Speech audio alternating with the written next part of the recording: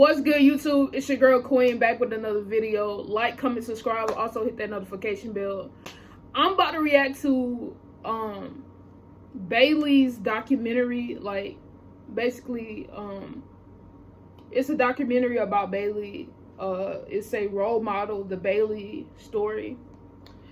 Honestly, this video is 19 minutes long. I'm trying to get my watch time back up, guys. So therefore, I will be doing long videos. I need y'all to watch some of the video at least. I'll be trying to do at least, if I can, I'm gonna say if I can, this week, starting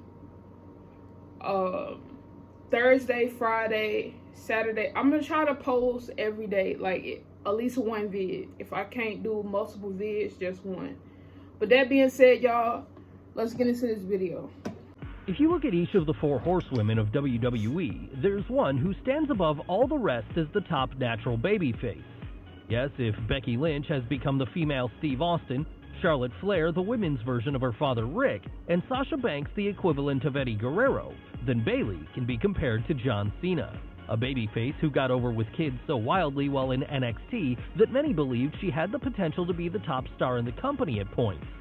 And while booking decisions on the main roster have contributed to her... Do y'all miss Bayley like that? I feel like, man, sometimes sometimes you just have that thing where you see Bayley now, the way she is now, like the heel, you love it, but it's like, damn, like I remember when you was face like most of your whole career, and it's crazy, like. Never quite I like to face Bayley. A lot of people did still it. stands as one of the But more heel underrated Bayley, performers on the roster. Someone who's been able to become just as good of a heel and has been an MVP of the women's division over the last couple of years. But how did she get to this point? Well, join us today as we take a deep dive into her entire career journey so far in Role Model, The Bayley Story. Pamela Rose Martinez was born on July 15, 1989 in San Jose, California. And it was there that she would find an early love in the world of pro wrestling, with some of her favorite performers while she was growing up, including Bret Hart, Trish Stratus, Rey Mysterio, Lita, and of course, Eddie Guerrero. And perhaps this was what propelled her to develop her own athletic streak as, by the time she'd reached high school, the future women's champion would have become captain of the independent high basketball team. But for as skilled as she was on the courts, it was always within the ring that her ultimate aspirations lay, and that was how, after graduating in 2008, she would begin training at local promotion Big Time Wrestling under Jason Styles, this being a company she'd been attending shows for as a fan since she was 11 years old. And with almost a decade's worth of experience getting to see how things were done up close then, it wouldn't take long before Pamela would become a skilled rookie, wrestling for BTW under the name Davina Rose, as she quickly proved herself to be one of the top female prospects in the Bay Area. In fact, she would soon branch out even further as she started working for the likes of NWA Championship Wrestling from Hollywood, Pro Wrestling Destination, and Shine Wrestling 2 in the years that followed. That said, Bayley, it wouldn't be until she came into contact with Serena Deeb in October of 2010 that she would reach the next level in her career, as it was after this that she would get an in with Shimmer Wrestling Athletes, the #1 all-women's wrestling promotion in the Western world at the time. And now working for Shimmer, Davina would get a chance to shine in front of an even bigger audience, with her from there solidifying her growing reputation as one to watch, having great matches against the likes of Rhea O'Reilly, Mercedes Martinez, and Cherry Bomb. So with all this success coming her way on the indies then, it felt like it should only be a matter of time until a bigger league came calling Davina's way. Unfortunately though, at this point, the only big league in North America was WWE, and in the years prior to this, their treatment of their women's division had been anything less than stellar. Yes, bikini models and potential Playboy playmates have long since been the order of the day when it came to Vince McMahon's it was entertainment, but it was like... Luckily for this next generation, however, it was around this time that Triple H had taken over NXT and set about turning this into a breeding ground for where he saw the industry going in the future. And this, as it happened, would have a far greater focus on women being treated like athletes just the same as the men. And so in recognizing this, the girl from San Jose would sign a contract with the company in December of 2012, from there reporting directly to NXT, where she would get trained in the in-house style. Most people have no clue that in 2023 the best way to make money on Amazon is not with physical product. pretty soon after that, and she would be rechristened as Bayley, beginning the process then of developing a new character for herself, one that would lean into her real-life childhood love of the industry, as she became known as the Hugger, a happy-go-lucky, doe-eyed fangirl who, with her upbeat attitude and memorable entrance that saw her come out to the ring accompanied by wacky, waving, inflatable, arm-flailing tube men, would become a quick hit with audiences, particularly young girls who saw in her something they'd rarely seen in a wrestling ring by that point, a positive female role model they could identify with. And using this wave of support then, Bayley would have some notable early matches against the likes of Alicia Fox and AJ Lee, all this before forming a short-lived partnership with Charlotte Flair as they teamed up to take on Sasha Banks and Summer Rae. Of course, before that could develop any further, though, the Queen would turn her back on the fan favorite, instead aligning herself with the heels in the process and leaving her now former partner in the lurch. After that, then, the Hugger would seek revenge as she set her sights on Banks, believing it to be the boss who had turned her partner to the dark side. And after picking up multiple victories over her, the Cali girl would make it her aim to win the NXT Women's Championship too, the very one that was then being held by Flair herself, as the two collided at September 11th, 2014's TakeOver Fatal 4-Way. But though Bayley wouldn't be able to take home the gold that night, she would soon find a new friend in the form of Becky Lynch. Sadly, though, this would result in yet another betrayal for the Bay Area girl, as, come mid-October, the Irish woman would have turned her back on her too, also choosing to align herself with Sasha Banks. And of course, this would lead to Bayley forging a tenuous relationship with the Queen as, from there, they teamed on to take on their by now common enemy, with all four women going at it repeatedly in the weeks that followed. Yes, we've talked about the relationship between the four horsewomen in depth already over on our videos on the other three members, but for the purposes of this video, let's just say that, without the combined forces of each of the three superstars, women's wrestling in WWE might never have reached the point it has gotten to today. A point that's seen it become commonplace for women to be treated as main event players, in some cases, even as the face of the company. And with their combined efforts to raise the stakes of the division came a close bond in real life too, as the four would fast become good friends, with a particularly special bond forming between Bayley and Banks around this time. On screen, though, there was no time for friendship, as come February 11th, 2015's TakeOver Rival, each of the horsewomen were booked to face each other in a fatal four-way match, with the winner not only getting the bragging rights of having come out on top in the feud, but also the honor of calling themselves NXT Women's Champion. And given the wave of popularity Bayley was continuing to receive at this point, it felt like it was finally going to be her moment to shine. On that night, however, it would be the boss who came out the victor by the end of things instead, raising the division's top prize above her head for the first time as she did. So after that then, the Hugger entered into a feud with Emma, a feud which saw the Australian try to light a fire under her opponent by criticizing her for being too nice and arguing that this had been what cost her the chance to win the title in the first place. And for some, this would have been enough to send them... So when Sasha, Charlotte, and Becky got called up, she was still down there. Spiraling over to the dark side as they tried to find their killer edge, but not Bayley. No, she remained true to herself throughout, with her ending up beating Emma on her own terms following this. And now, having regained her confidence once more, the Bay Area girl reset her sights on becoming NXT Women's Champion from there, with her eventually earning a shot at this belt after picking up wins over both Charlotte Flair and Becky Lynch in August of 2015. After that then, the stage was set for it to be the Hugger versus the Boss at August 22nd's TakeOver Brooklyn, with the story of the girlhood dream reaching its climax here as, finally, after 18 minutes and 22 seconds, Bayley was able to get the better of her heated rival and take home the top prize in the division for her own. Real good matches. But that said, more important than the victory was the match itself, as this ended up being so good that it easily blew away everything else on the show that night, and has since been regarded by many to be not only the greatest women's match ever seen inside a WWE ring, but arguably the greatest match in NXT overall. And a major part of the reason for this was that Bayley was such a perfect babyface, one who'd managed to elicit sympathy at every turn, leaving fans desperate to see her get what she deserved. So when she got this then, and the company had to decide what to do next, it only seemed obvious the rematch would be imminent. Move beyond the marketplace and find more value when you sell with Shopify.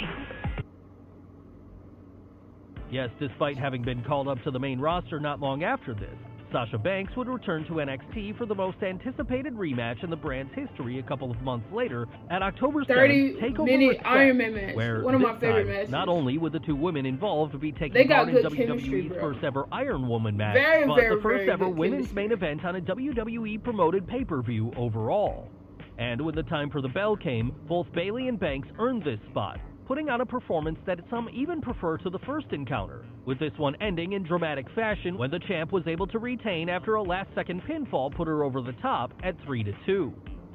And so now, the undisputed queen of NXT, the fan favorite continued to reign dominantly from there, as she fended off challengers such as Alexa Bliss, Eva Marie, Nia Jax, and Carmella. Behind the scenes, though, there must have been some sense of frustration building, as she'd been the only member of the Horsewomen not called up to the main roster earlier that year. This, no doubt, leaving her to wonder if she was doing something wrong. Ultimately, though, it appears that Triple H had just decided he needed her star power on the black and yellow brand for the time being, and couldn't afford to lose her, too. So from there, then, she continued to dominate. That was until she came up against the unbeaten Empress of Tomorrow, Asuka.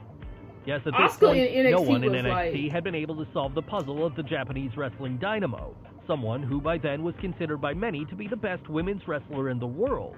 So of course, this represented Bayley's greatest challenge, one that, given her underdog credentials, many felt confident she would find a way to overcome. After that then, it seemed clear that the now former champion's days on the black and yellow brand were numbered, and this was only confirmed further when, on the July 24th Battleground pay-per-view, she was revealed to be Sasha Banks' mystery partner, coming out to a monster pop to help her real-life friend defeat Charlotte Flair and Dana Brooke. And if Vince McMahon didn't have plans to call her up full-time before the match, he most certainly did after seeing how fans reacted to her that night. So from there then, the Cali girl would finish up her time on NXT by having her rematch with Asuka at August 20th, 2016 to defeat her lackey Dana Brooke first. That victory finally giving her a shot at September 15th's Clash of Champions in a three-way match that also included the Boss. Unfortunately, though, the Hugger would not be able to get the big win on that night, as it was right in the middle of the period where Charlotte was going on an undefeated pay-per-view match streak. And this ultimately would lead to much of the momentum she'd come in with being dampened the weeks and months that followed, as she continued to challenge the champion a number of times, only to lose on each occasion. This placing her as someone who just couldn't get the job done in the minds of many fans. Thankfully then, WrestleMania was coming up, and many expected that any damage suffered would be repaired if the company went ahead with what seemed to be their plans to coordinate the fourth Horsewoman at the Showcase of the Immortals, having her there end Flair's undefeated streak and become champion in the process. Interestingly, though, while WWE did end up having this moment, they chose to do it 2 months earlier instead, with it coming at the February 13th, 2017 episode of Raw, as, from there, Bayley then formally ended the pay-per-view win streak of her opponent 3 weeks later at Fastlane. It's really called Bayley. Yes, it was a curious decision, and one that still doesn't quite make sense today. But the important thing to take from it was that Bayley was now the champion, and that after a rocky start on the main roster, Vince McMahon seemed to have finally recognized the potential merchandising cash cow he had on his hands with someone who, many at the time still felt, had the potential to be the female John Cena. Of course he was going to recognize that. Bayley, when she was a face, I ain't gonna lie, she was one of the most the most marketable superstars. Like, them little kids wanted her shit. Like, of course Vince gonna recognize that. The little kids, they wanted her stuff. Even me back then, like, when I got into her, I wanted, like, you know. And this upward momentum only continued after that, when the champion successfully defended at WrestleMania 33 on April 2nd of that year, beating Flair, Banks, and Nia Jax in a fatal four-way match. Ultimately, though, any momentum she was building was cut short when she came up against Alexa Bliss that summer, with many still considering this to be the feud that killed her babyface run, as, throughout it, Bayley was portrayed less as the happy-go-lucky fangirl she'd been before, and now more as a literal child in the body of a fully grown woman, one who got outplayed by her opponent at all costs, and when push came to shove, couldn't bring the fight when it was needed during a kendo stick on a pole match. Yes, Vince McMahon in his older years has rarely been accused of understanding the subtleties of character, with the perennial hero Bayley actually starting to draw some boos from crowds around this point.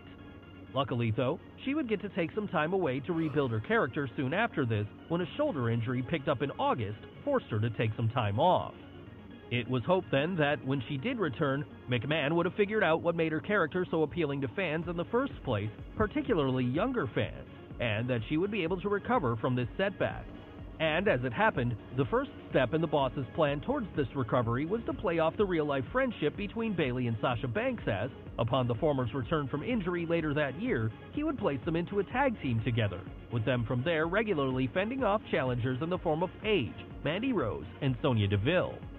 And so over did the two become as a team that after that, many began pushing for the company to introduce women's tag titles so as to give them something concrete to fight for. But while these tag titles would come eventually, it wouldn't happen quite yet, because in the meantime, the story of the Boss and the Hugger would take many different twists and turns, with them appearing to be on the verge of falling apart at points, as it seemed like Banks was about to return to her heel ways.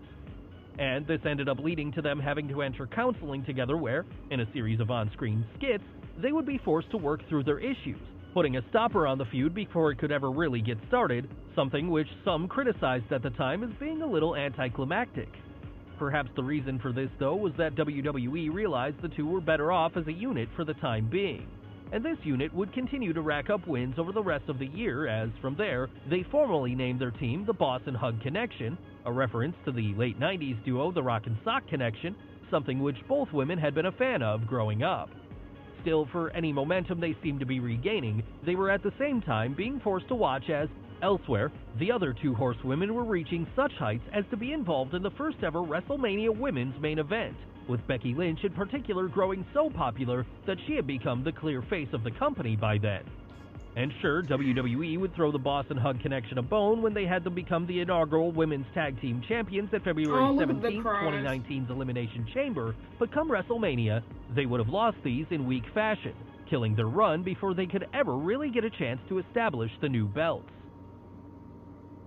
Of course, Sasha Banks would deal with the disappointment of this in her own way, taking some much-needed time away from the ring, but as she did, Bayley would continue to soldier on, trying to make the best of this relative dark. Are you sick of having issues with your webinars, wasting tons of time on troubleshooting with attendees? Dark period for her character as she worked her way back up the singles ranks. But a major part of the problem by now was that WWE's main roster booking had killed her babyface character so much, her potential to rise any higher had plateaued. With that in mind then, a radical change was needed, and this change would come right after she was able to defeat Charlotte Flair to become the SmackDown Women's Champion at May 19, 2019's Money in the Bank pay-per-view, this making her the first ever Grand Slam champion in the women's division.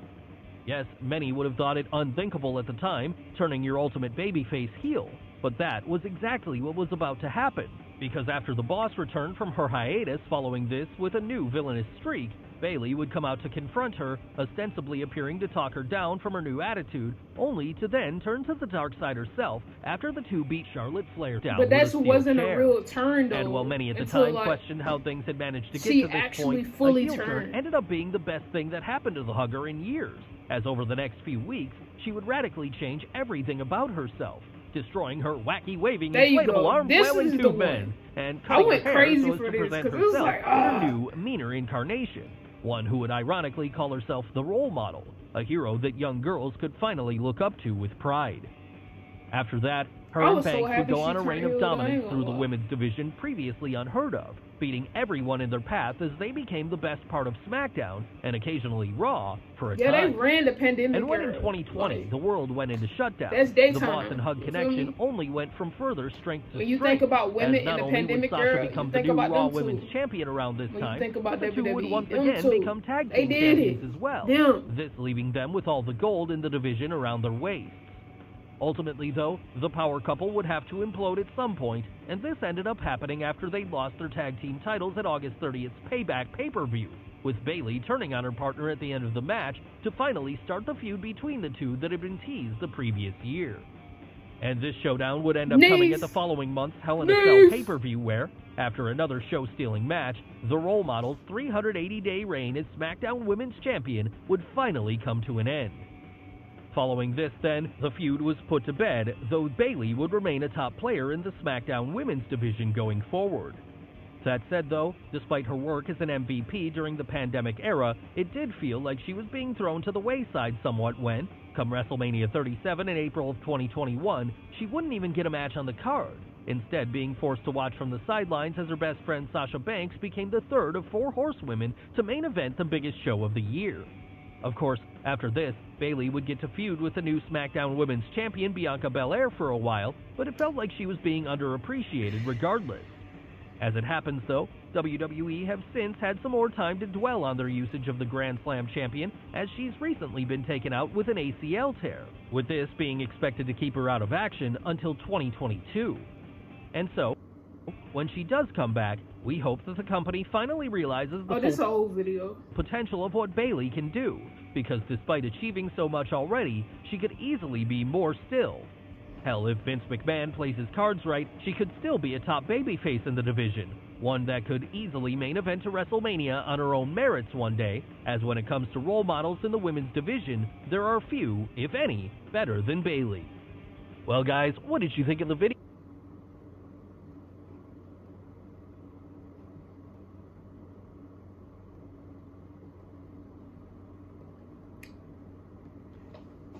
Alright, y'all, so that's the end of the video.